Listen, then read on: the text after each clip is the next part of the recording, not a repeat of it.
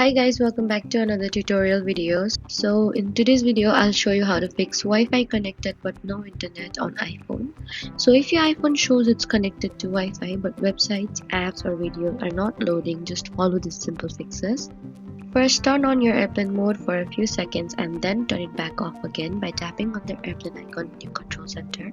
After that, turn off your Wi-Fi and then turn it back on again. You should also try switching to another Wi-Fi network if available. This helps you check whether the issue is with the current network on your iPhone. Next, forget the Wi-Fi network and reconnect to it. For that, you need to go to settings, tap on Wi-Fi, tap on the information icon next to your network and then select the forget this network and then try reconnecting it by entering the Wi-Fi password again. If the issue still continues, check if your iPhone software is updated.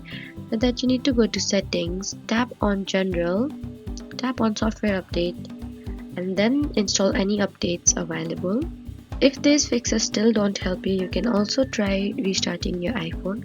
For that, you need to press and hold the power button and the volume button together until the power slider appears. Slide to power off your iPhone, wait a few seconds and then turn it back on again. Lastly, try resetting network settings. For that, you need to go to settings, tap on general and then scroll down and tap on transfer or reset iPhone.